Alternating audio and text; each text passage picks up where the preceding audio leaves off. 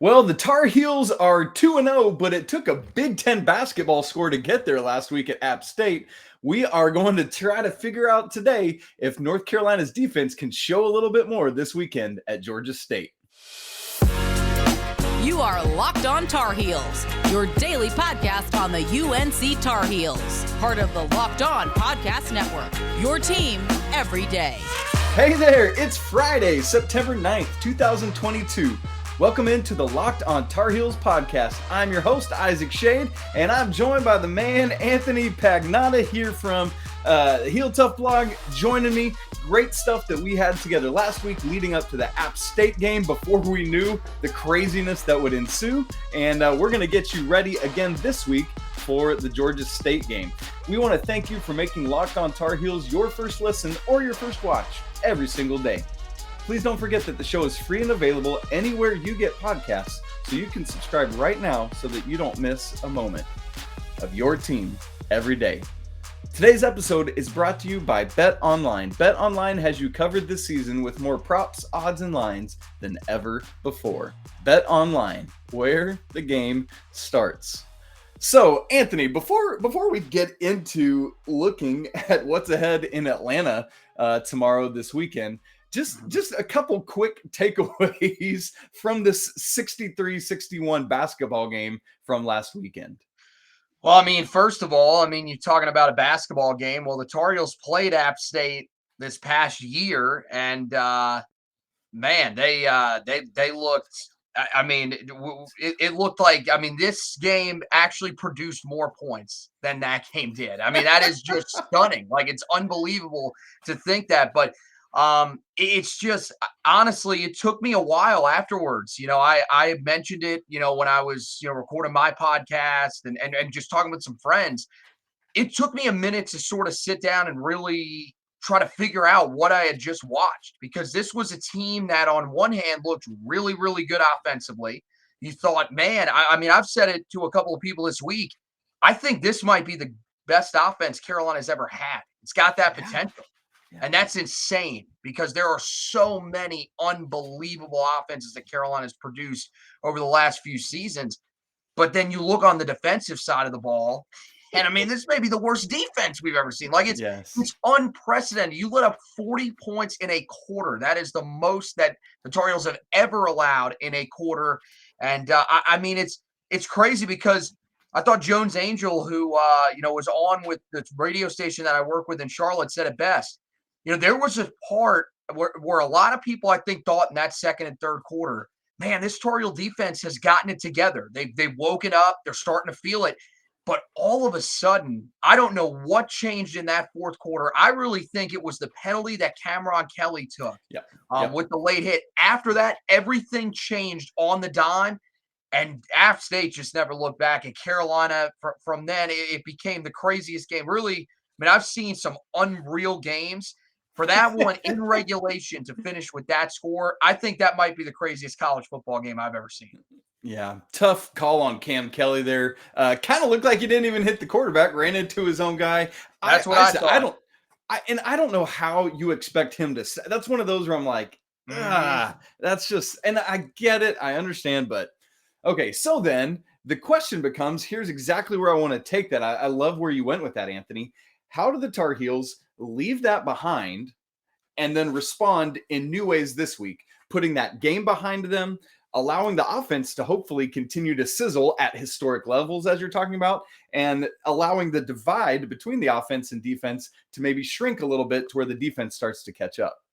Well, one of the biggest keys is that I think just, both sides of the ball, you got to kind of realize that, look, this was probably an outlier game. Like, you will not play, hopefully we will not play many more games like that the rest of the way. So you got to realize that, look, you did some really good things, especially on the offensive side of the ball. You saw a couple of guys break out, like Kobe Pacer, or some of those guys. You can still sustain that. And that's something that you can bring into the next game. But there's a lot of stuff that, look, there were some routines that we got into in game that we've got to make sure we don't carry over into this week. And I think defensively, It's just, look, we got to clearly they went back and watched the tape. They had to. There were so many missed tackles and missed assignments that you got to go back and really find out what went wrong. But really now it's time to put that behind you and say, look, we've struggled out of the gate so far. But guys, there is talent in this room. We've got to figure it out because it can't. I've said it multiple times over the past couple of years, and I'm hating that I'm having to say it again to start this year.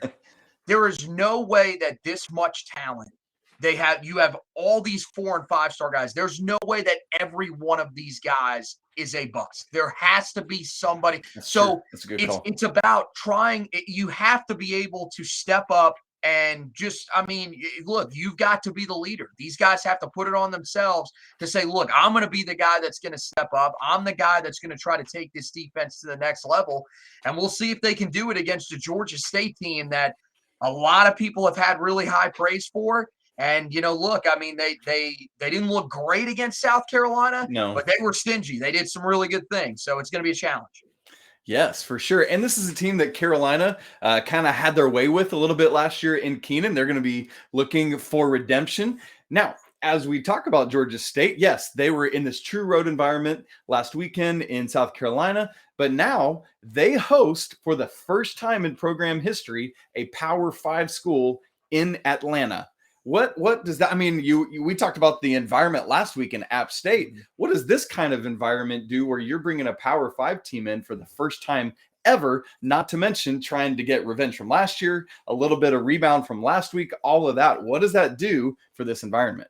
Yeah, I mean, it's going to be interesting because we don't really know a lot about this. We've never seen a Power 5 school go there, so we don't know what exactly the excitement level is.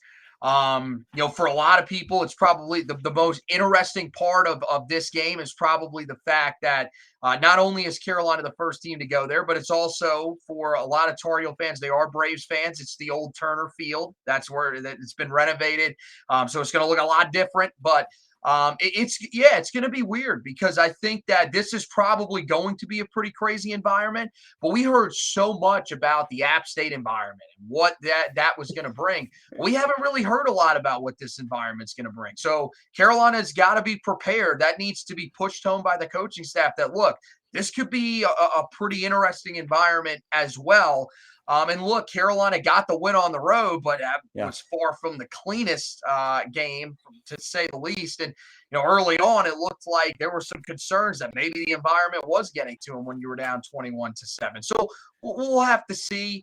It certainly plays a factor. I think more the factor is that this is a much improved team from early on last year when you played them. It's a team that has a lot more belief. Sean Elliott is a guy that has really instilled some confidence in that program, and they're coming off an 8-win year. That's the most wins that they've had since they came to the FBS level. And there are a lot of people that think that they are – now, I'm not saying that they're going to win the Sun Belt. I think most people probably comfortably believe that is App State, Coastal Carolina, but they're probably the third, fourth best team in that conference. That's pretty solid. So Carolina's got another challenge that's on their hands, and we'll see if they're able to handle it and hopefully not looking forward after, being relieved to get out of Boone with that game against Notre Dame that is going to get talked up a ton if they win this game.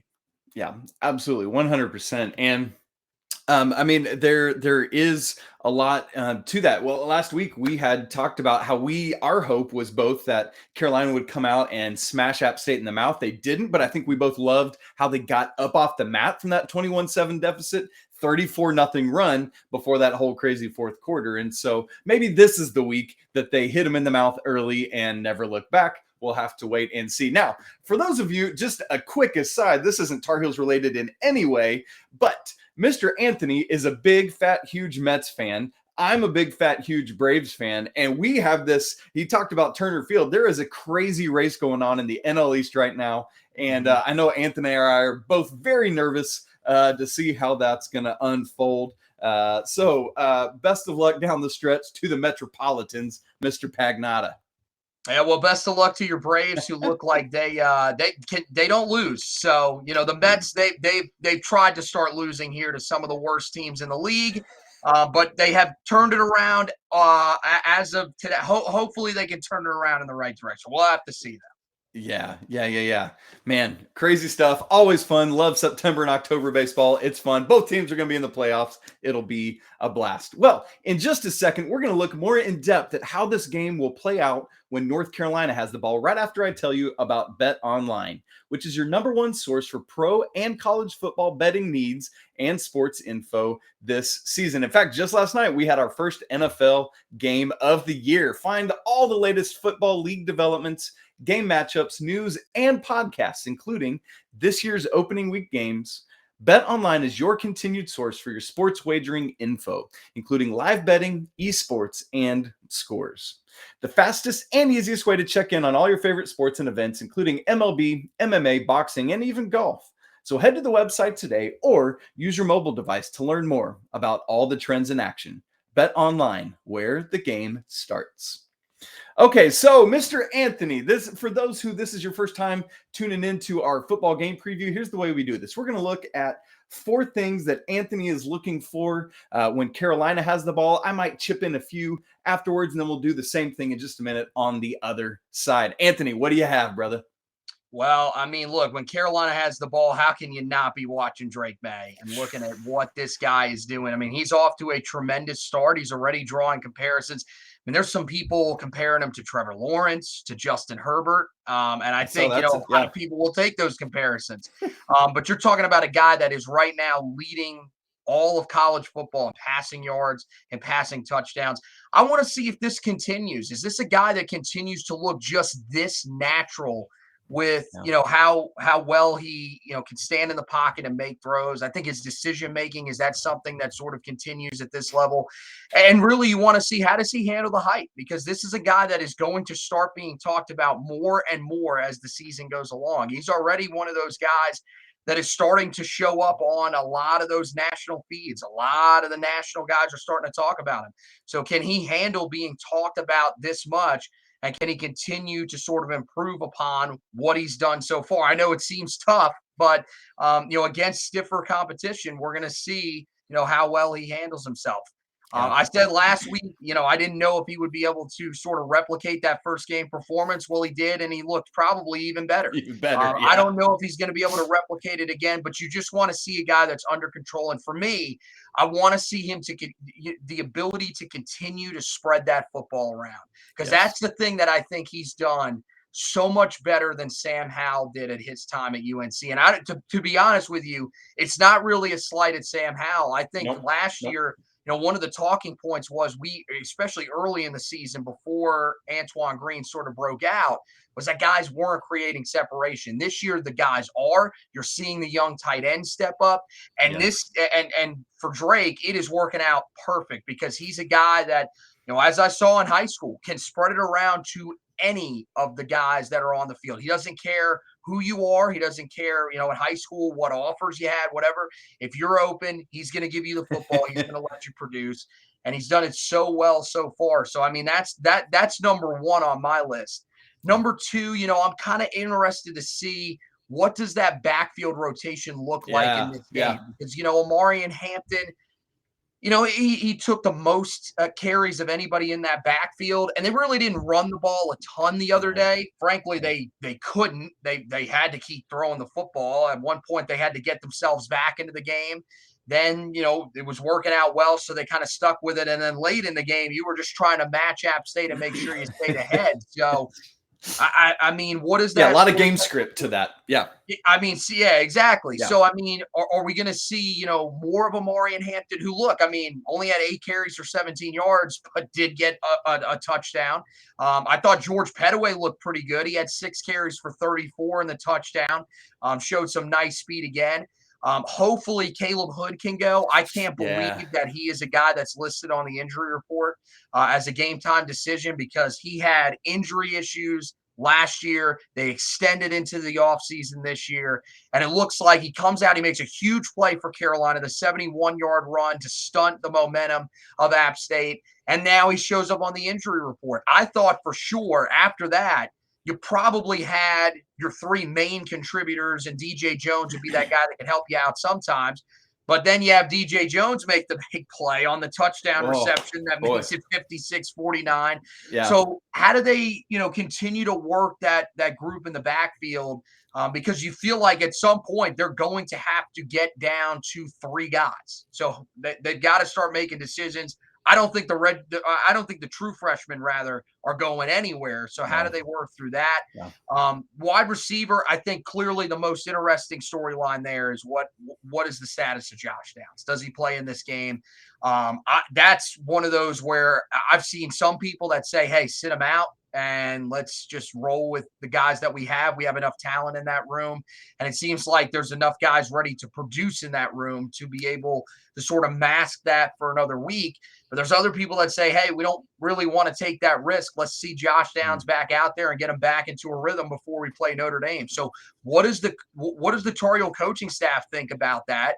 And, even regardless, I think of whatever scenario it is, how do they use Kobe Pasour in this game? Because you brought him in. He was a guy that was, listed as a blue team member by Mack Brown before the season started.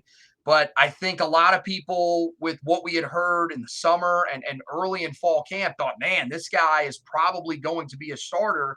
And we're maybe a little discouraged when they didn't see his name on there.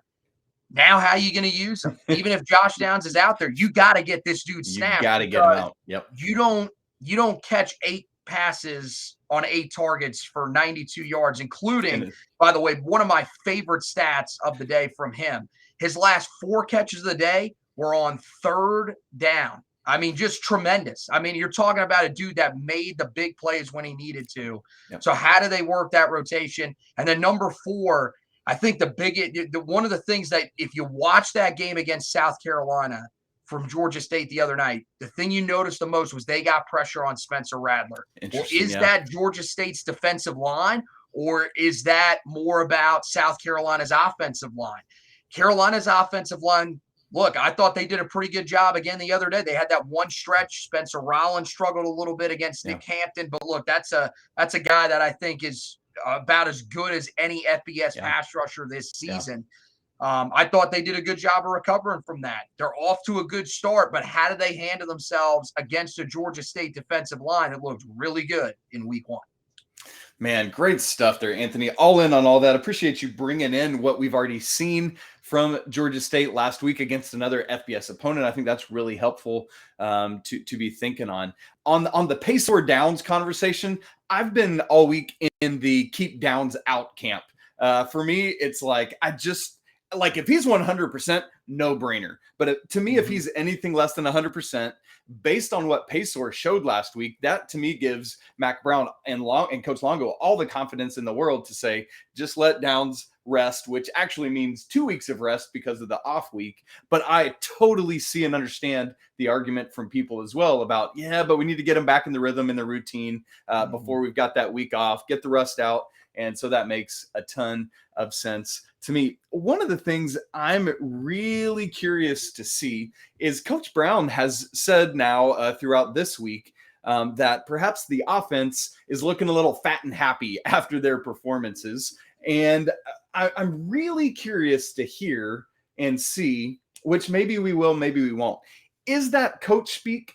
Is it a coaching technique to not let them get fat and happy? Or is that a real thing that's been happening this week? It's a young crew. And so I'm really curious to see how the offense comes out in round number 3 this year. The one big other thing that I'm really curious to see how it continues to play out is given the fact that Carolina had these 2 true freshman starters last week in Hampton and Andre Greene coming in at receiver, which, by the way, isn't a Josh Downs thing. He started of his own volition. It's Kobe Pasour starting for Josh Downs. Mm-hmm. So you had at quarterback, running back, and the 3 receivers, all true or redshirt freshmen. And then on the line and tight end, you had all seniors and grad students. This is a really interesting experience gap to watch for me. How does this more old and experienced offensive line and tight end with Morales help bring along these young skill position guys? So far, it's been looking good. Love what you said about the O-line and got to continue to do it. And man, I'm really curious to see how long can Drake Maye last before he throws his first ever pick as a starter. Going to be really interesting to see. Just again, it goes back to all that decision making you're talking about. And I love what you said, Anthony. To me, it's not about Drake Maye having to keep up these gaudy numbers.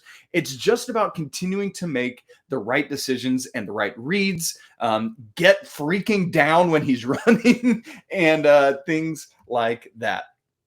So all this great stuff. Can't wait to see how the offense continues to roll right along. We're going to go to the other side of the ball in just a second, hear what Anthony has to think about when Georgia State has the ball. But let me remind you first that we are right in the beginning stages of our drive for 5. We are just inside of 2 months out from the Carolinas' first basketball game of the season. And so we're making a 2-month push to get to 5,000 YouTube subscribers here on Locked On Tar Heels. The first couple days of this have been great. We've just come really close to 4,000. And so we're going to keep on pushing and trucking. Would love to have you on board with this community as we get ready for basketball season. All right, Mr. Pagnotta, let's flip it to the opposite side of the ball. What is happening in this game when Georgia State is on offense? Well, let's hope that it's better than what we saw the other day, and really the first 2 weeks. I mean, look, it's honestly, it's one of those things where you really don't know what's going to happen. But I think that when you're looking at what you should focus on, number one for me is communication, because you've noticed in both weeks so far that there have been miscommunications. It's something that I guess I didn't really recognize as much the first time that he was here. And it was probably because I was a little bit younger, really wasn't as focused on, exactly what Gene Chizik was doing, more focused on the results. Yeah. This is a zone heavy scheme. And I don't know how well it fits some of these guys that are here, but it's something that they have to adjust to. It's just that simple. They've got to make the adjustment. And I don't think they have so far. And they've got to do that moving forward. They need to have better communication on the back end. This staff talks so much about that. And it looked like heading into the season that the staff felt pretty confident that these guys had made strides in that area. But there were multiple times the other day, and it was even more egregious on some of the plays where Chase Bryce missed his receiver, where guys were just running open. I mean, look at the 2-point conversion play, yes. where App State could have taken the lead 57-56. He overthrows them, but there was nobody there. You had guys primarily, it looked like nickel corners and linebackers passing guys off to nobody. So there has to be better communication, because you can't have those moments where you let guys down. Number two, I hate singling out guys because it seems like I'm going after certain players. Sure. But I think for this guy, it's not really going after him. It's more challenging him to step up. I need to see Storm Duck really start to step his game up, because the first 2 games of the year have been rough from him. I mean, he's let up 4 touchdowns already this season. He let up 3 the other day. And this is a guy that I know is capable of being that lockdown corner. We saw it his freshman season. And I don't know if it's Gene Chizik's system. I don't know if the injuries have caught up to him, whatever. But I need to see him sort of get his feet back under him, become a little more confident, because Carolina needs him on the outside. I thought, for the most part, Tony Grimes, I mean, the coverage numbers the other day weren't great, but I thought Tony Grimes looked pretty solid. I thought the other side, that was the area where Carolina was getting exposed a little bit. So we need to see, a guy like Storm Duck and some of the other veterans in that secondary really step up and own the fact that, look, we haven't been good so far, but we need to sort of take a step forward. Number 3, this is one we've been looking for a long time here. This defensive line needs to live up to the hype in this game. Yep. It's got to start here, because here's the thing. If you can't get yourself in some sort of rhythm in this game, I find it really hard to believe you're going to do it against Notre Dame, because that is one of the best offensive line units year in and year out. You have to be able to start getting something going in this game. And I want to see some of those guys step up. Miles Murphy was a guy that I think we all thought could potentially have a breakout season this year. It hasn't really started off Not yet. so far. Yep. You need to see some of these edge rushers step up. I mean, I thought the other day, Des Evans made a nice play right out of the gate, kind of disappeared after that. You need to see more consistency from those guys up front. Let's see them get after the quarterback, because I'm going to tell you, the numbers from a week ago, 8 total pressures, 2 tackles for loss, 1 sack, that just isn't going to cut it. That's not going to do it. Especially not an ACC play. So you've got to start to step up. And then number 4, this one really focuses on the linebackers, but again, it's just the team as a whole. You have got to tackle better in this game. That was so focused on by Gene Chizik and his staff. That was one of the things that he said needed to be cleaned up the most from the linebackers. And they've got to be able to do it in this game. Carolina has to be able to tackle these running backs to the ground, because as we saw last year, Georgia State, and it's still true this year, they are a run-heavy team. Yes. They do not have a quarterback that's going to tear you up, although with Carolina's secondary right now, who knows? But this is a team that's going to lean on the run game early and often. And look, as bad as Carolina's secondary was and that pass defense was against App State, their run defense wasn't much better. 288 yards on the ground was not great, and they allowed 10 running plays of 10 or more yards in that game. So they've got to be able to slow down the run in this game. And in order to do that, you've got to be able to tackle better. So pretty much I just listed off every element of the defense last season. Yeah, enough said, right? And we're looking to see, in the secondary, Legend Cavazos got burned and hurt, and there was that penalty, that defensive holding late in the game when I think that was a play where Carolina was about to get off the field. He's just getting back. That's somebody I'm watching to see how is he able to get worked back in from missing all this time down the stretch leading up to gameplay. But man, Anthony has done a great job, folks, of laying out for us all of the various elements, all the different levels, as he talked about. Basically, got to see the defense improve. I think the bottom line is what Anthony started with. All offseason long, the word we heard preached was communication, and we got to see it, and we got to see how that turns into making tackles. That's how this game works. You tackle the person with the ball, you win more football games. It's rocket science, apparently, Mr. Pagnotta, but there we go. Ladies and gentlemen, going to be a fun one on Saturday in Atlanta. Can't wait to see how the Tar Heels respond after last week's game. Another Sunbelt opponent before a week off, and then Notre Dame cannot look past this team or they will burn you.